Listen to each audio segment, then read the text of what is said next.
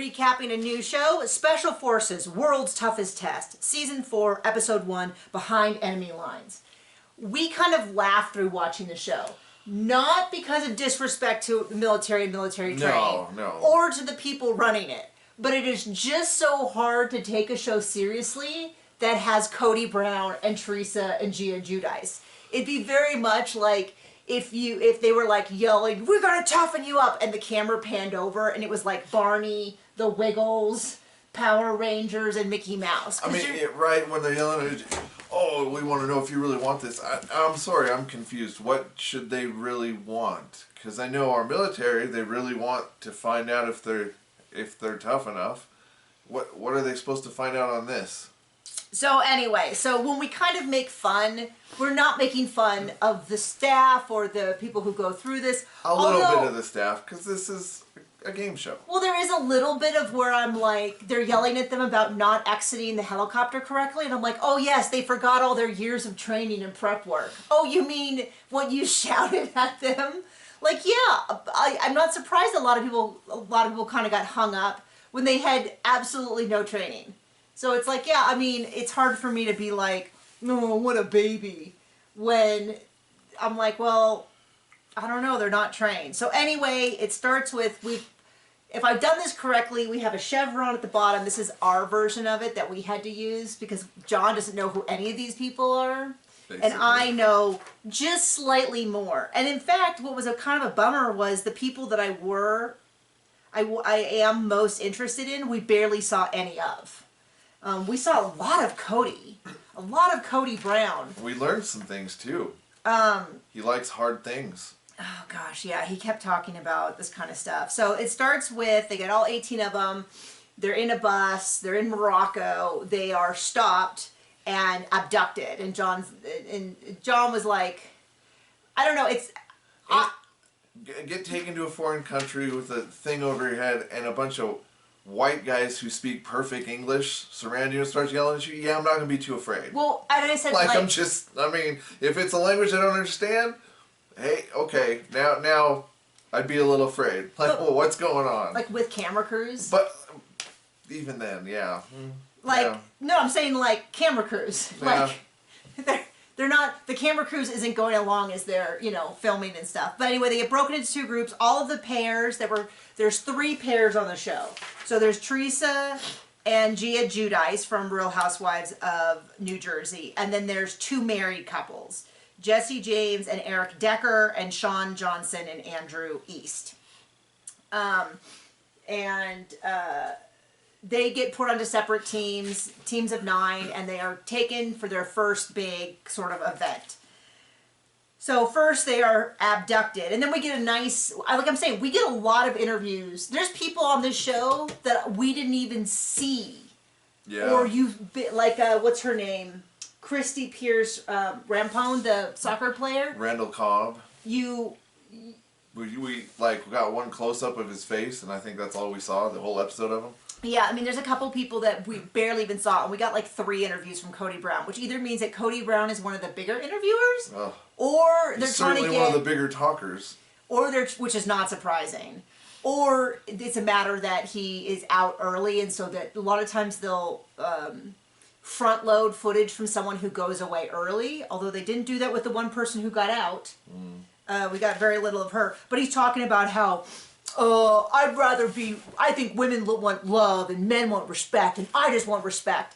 And I laughed really hard because if you're not familiar with the women want love and men want respect discussion, it's been around for a long time. We heard it 16 years ago. I don't know where it comes from, like if someone wrote a book about it or something, but we heard it 16 years ago with our premarital counseling. And even at the time, we were a little bit like, that's so weird. I wouldn't marry someone who didn't both love and respect me. And the counselor was saying how, well, women, they really need love, and the men really need respect. And I was like, well, I wouldn't marry a man who didn't respect me. And he's like, I wouldn't marry someone who didn't love me. Like, this is such a weird dichotomy. But Kody Brown isn't even talking about marriage.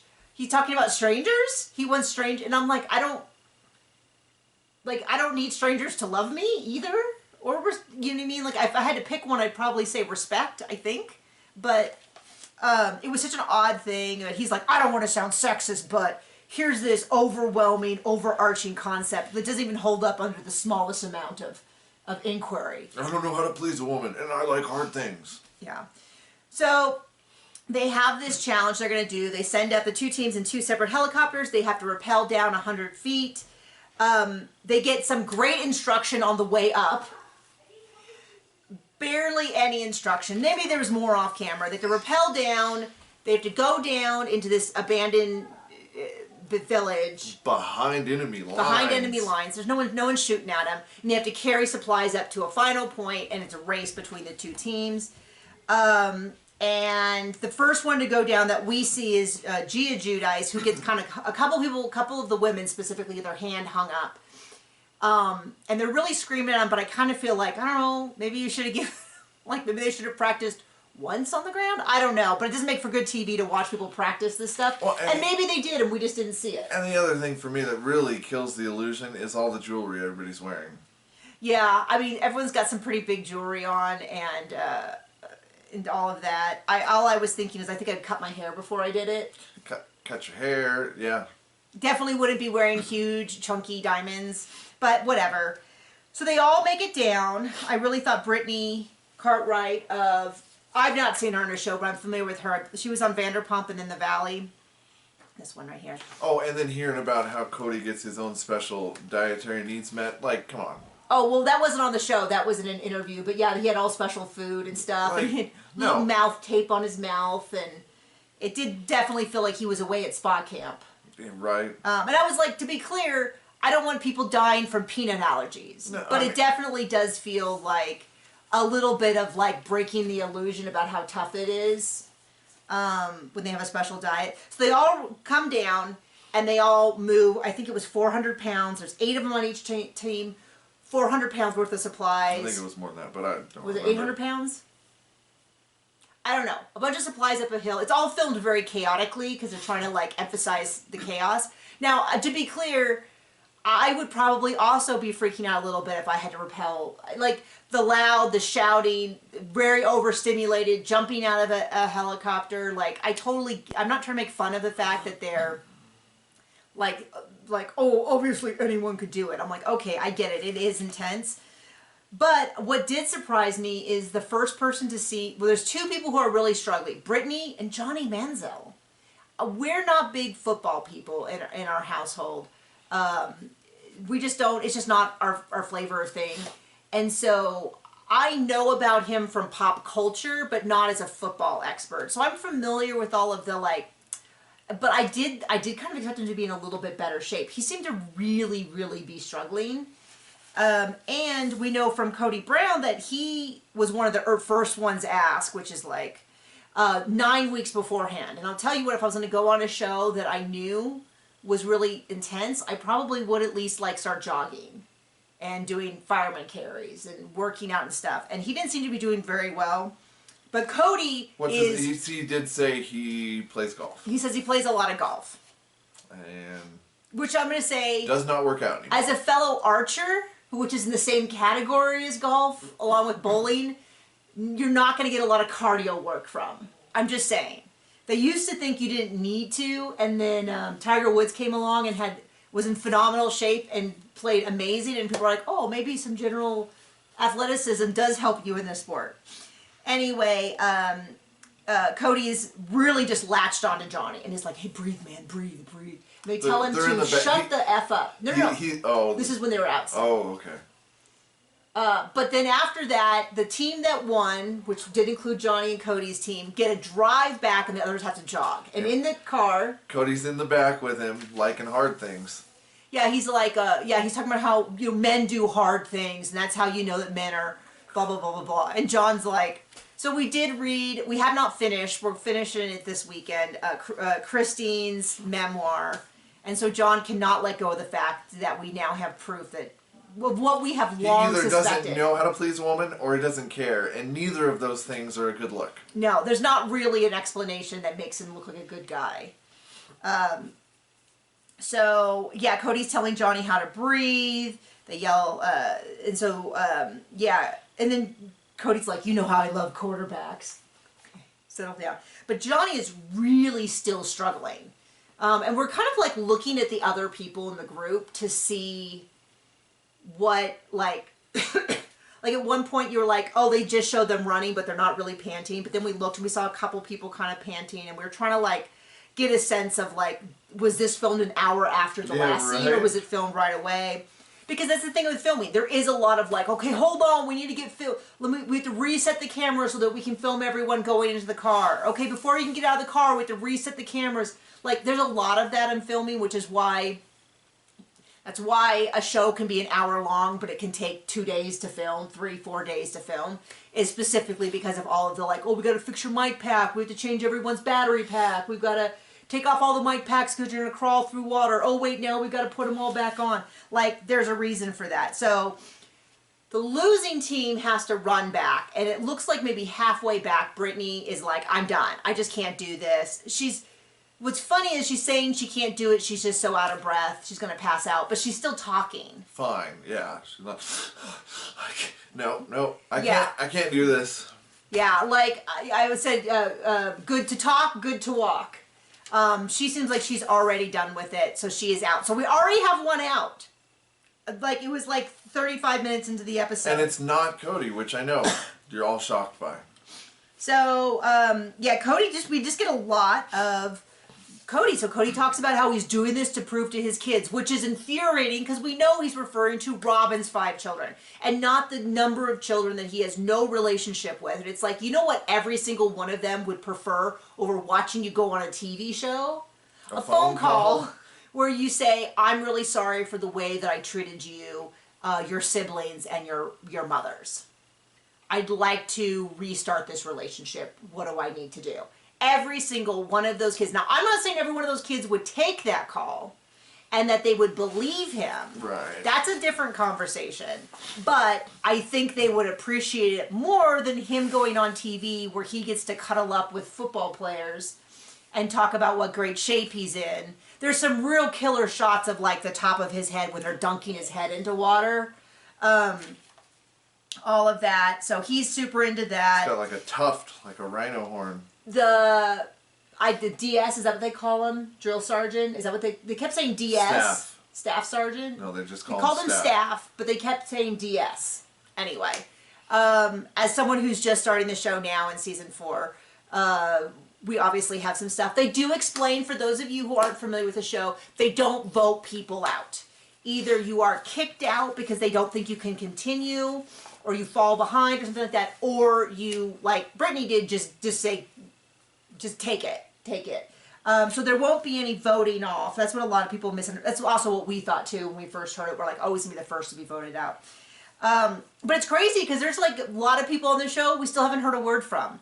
But the staff gets together, talks about the different contestants, talks about kind of what they're thinking. And they're like, okay, they bring in Johnny Manziel for a conversation. I thought it was interesting. It was, yeah. He talks about how he was suicidal at some point, but he got through that. Good for him. Good for him, yeah, for sure.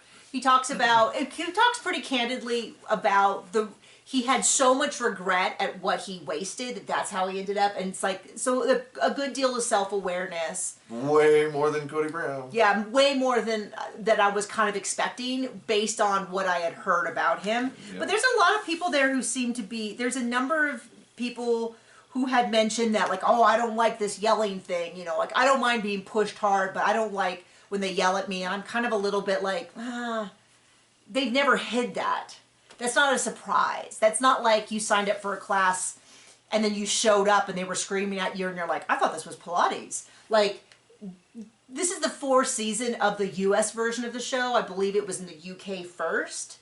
And so you kind of go, yeah, what? Like, don't you get it? So there are all these barracks. My first thought was, oh, I'm surprised Kody was allowed to sleep in the same area as women.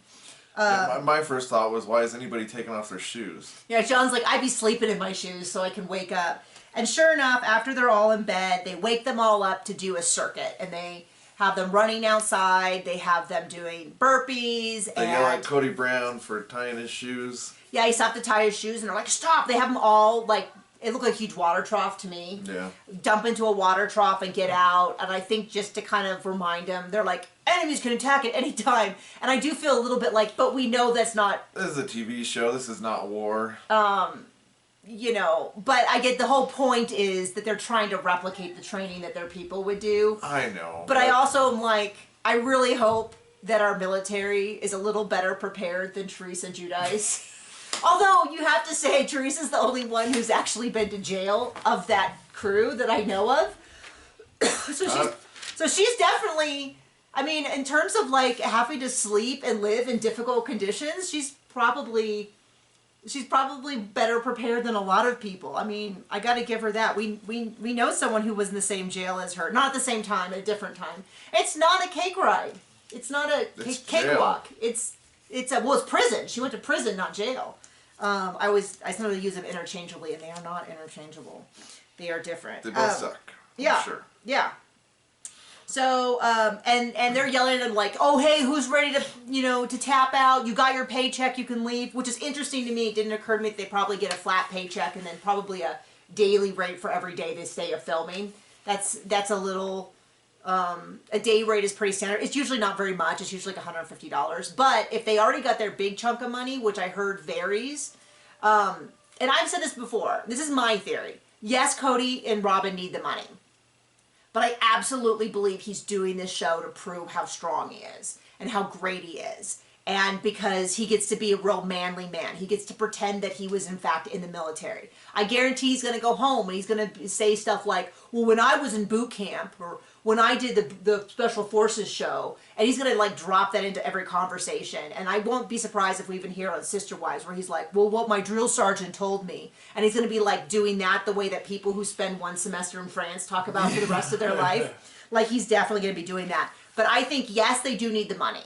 But I think this is the kind of thing that Kody is absolutely doing because of his ego. He immediately latched on to Johnny Manziel. He's like trying to be all buddy-buddy with him. We saw him on the red carpet, all of that. But like this is like, he likes this. So anyway, that is our review of the show. Yes, it is very heavy on Kody Brown because I'm assuming we have a Kody Brown audience. But if you are just here because you like the show and you want us to cover more people, we will. But that was that's kind of what happened. So thank you for joining us. Bye.